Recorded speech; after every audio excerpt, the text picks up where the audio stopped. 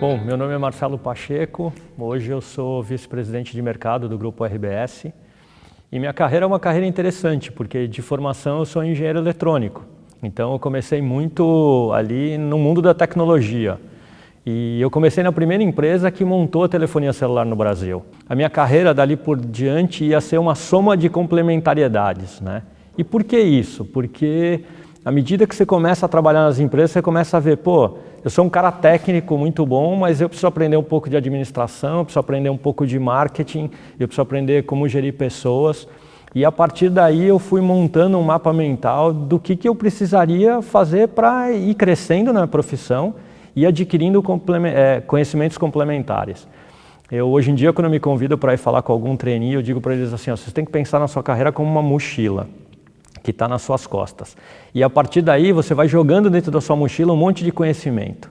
E esse conhecimento, dependendo da jornada que você vai fazer, você vai em algum momento da sua vida sacar esse conhecimento e usá-lo num determinado momento. Então, foi por aí que eu planejei toda a minha carreira, até chegar onde eu estou hoje em dia. E foi por aí que eu fui adquirindo, como eu disse, conhecimentos complementares. No dia a dia, empoderar pessoas, você é um grande coach, né? Na realidade, você tem que estar próximo da pessoa. Porque imagina que é um caminho que você nunca percorreu, você não sabe para onde vai. E ao mesmo tempo você tem que criar esse caminho. Então precisa ter alguém que te dá um mínimo de diretriz. Isso é um trabalho enorme, porque é uma relação diferente entre as pessoas. Primeiro que você se coloca lado a lado com o executivo e não mais numa posição acima. Até para você poder, eu sempre brinco com a minha equipe que toda vez que a gente está muito embaixo, a gente vê uma coisa. Então, no meu papel de gestão, eu tenho que muitas vezes me abstrair, ficar um pouco mais em cima para olhar aquela floresta de uma forma mais ampla. Mas, quando você está fazendo esse trabalho, e olha a dificuldade para o gestor, quando você está fazendo esse trabalho de empoderar as pessoas, você tem que mergulhar na operação para olhar o que o cara está vendo e poder dar os caminhos para ele com a perspectiva dele. Então, é um trabalho de muitas vezes pegar na mão, só pegar na mão e deixar o cara seguir adiante, mas é um trabalho de coaching diário, você tem que fazer isso. Então, também é uma habilidade que o gestor tem que adquirir, porque não é mais aquela função, você faz isso, você faz aquilo, você faz não sei o que, você faz não sei o que lá. Não, vamos discutir, vamos co-criar para onde a gente vai e o que a gente vai fazer. E aí você identifica as habilidades na pessoa, você está próximo a ela, e aí você vai ajudando-a a crescer junto com o que você precisa para aquele momento da empresa. Então, é uma gestão totalmente diferente.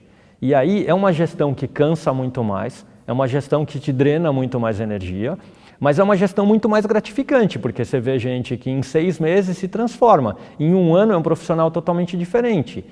E para mim tem muita coisa da curva exponencial, né? O ser humano é muito incrível nesse aspecto. Num primeiro momento, e aí, assim, no primeiro momento você como gestor é super criticado, muitas vezes até pelos seus pares. E depois, num determinado momento, aquele negócio dá uma decolada, porque as pessoas vão criando o caminho delas e vai pegando mais confiança e a partir daí ele vai fazendo os próprios caminhos. Se você pegar o mundo do esporte, por exemplo, um bom treinador olha essas habilidades de cada um e põe o cara para jogar na posição correta. Tem aquela máxima, se você fosse para uma ilha deserta, quem você levaria? Então é assim, tá bom, se eu fosse para uma ilha deserta, você fala assim, eu vou levar um cara que tem condição de matar alguém. Por quê? Você vai levar um assassino? Não, porque assim, quem é que vai caçar e matar um animal para fazer? Se você não tem alguém que tem essa habilidade, todo mundo morre de fome. Então, como gestor nesse processo, é super importante você identificar quais são os talentos individuais de cada um. E hoje em dia, as técnicas modernas também dizem isso. Em vez de você ficar focando no que o cara não tem de habilidade principal, para ele ser uma pessoa mediana, foca no talento dele, porque aí ele vai ser um cara outlier. Então, é muito dessa gestão de individualização da sua equipe, pegar o que cada um tem de talento e botar isso na potência máxima. E aí montar um time complementar, porque também você não pode bater cabeça. Se pegar o mesmo exemplo do esporte e todo mundo for atacante, quem é que vai defender? Quem é que vai fazer o meio de campo? Então, a gestão no mundo da tecnologia de hoje em dia, a gestão está ficando mais complexa e está exigindo mais dos gestores. Isso é uma mudança de paradigma, porque você tem que observar mais. Feedback é uma coisa que você tem que ser diária. Hoje em dia, aquela questão, todas as empresas têm um processo muito correto de fazer gestão feedback num determinado momento. Isso não está errado. mas o feedback é uma questão diária. É super importante eu entender como é que está o mood da minha equipe. Esses caras têm que vender. Para vender ele tem que estar com o mood em alta. Se ele tiver com o mood em baixo, eu tenho que fazer alguma coisa. Se eles estiverem brigando por alguma coisa de desconto e tudo mais, eu tenho que estar ali para apoiá-los. E isso exige com que eu esteja no meio da equipe, tendo as minhas funções de gestão e observando cada um e dizendo o seguinte, pô, para esse daqui eu preciso dar um feedback, para aquele ali eu preciso corrigir aquela rota, para que todo mundo vá em bloco.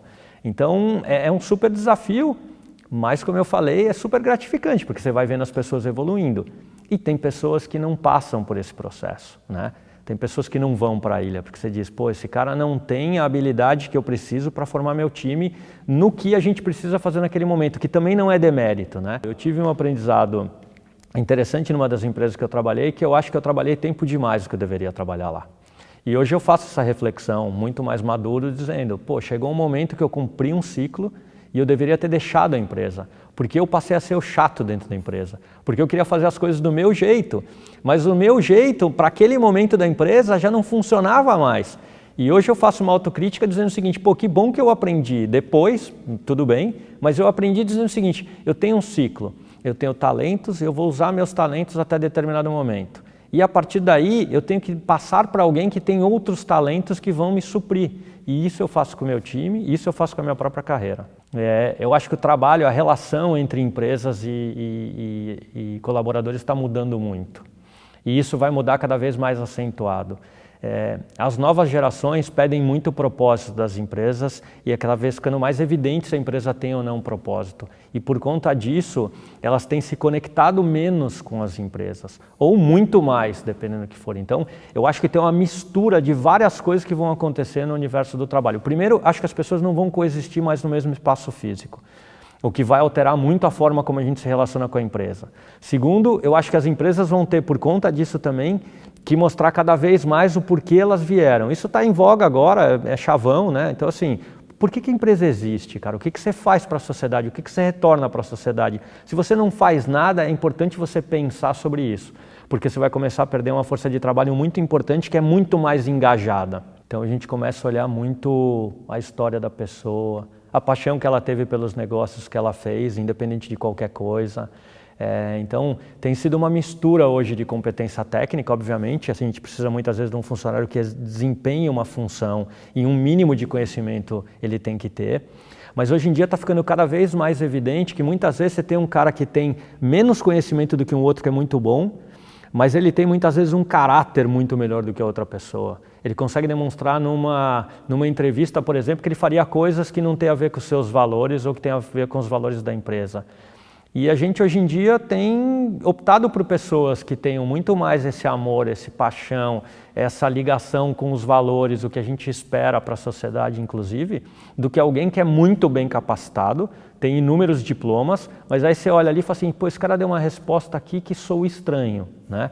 Sou estranho porque você vê assim, pô, tem um desvio de caráter aqui na pessoa, ou tem uma coisa que o cara diz, mas ele não é muito apaixonado, ele não fala com paixão por nada que ele fez, ele fala superficialmente com as coisas, ele não entra em muito detalhe. Então, está cada vez mais em voga olhar para outras habilidades que não só a técnica na hora de trazer alguém para se juntar ao seu time. Então, acho que daqui a 2 décadas, cara, eu vou estar lembrando de que neste momento eu pensei que legado eu vou deixar para as pessoas? Como é que eu desenvolvo pessoas melhores para o mundo? Como é que eu desenvolvo empresas melhores para o mundo? E não só pensando pelo viés de que a empresa precisa dar lucro. Eu sou um gestor, eu penso no lucro que a empresa tem que dar, a gente olha a margem semanalmente dos negócios, eles têm que ser saudáveis, mas eu sou um cara que gosta muito de olhar o seguinte, o que a gente vai deixar para a sociedade, né? O que eu estou lutando? Pelo que eu estou me dedicando, pelo que eu acordo todo dia de manhã, vou trabalhar para deixar uma sociedade melhor para as pessoas que estão no meu entorno, para mostrar para as pessoas que têm jeitos diferentes de fazer, não precisam ser os jeitos do passado. Então, acho que essa minha habilidade de querer aprender e de estar aberto ao novo é uma coisa que daqui a 2 décadas eu vou continuar tendo orgulho disso.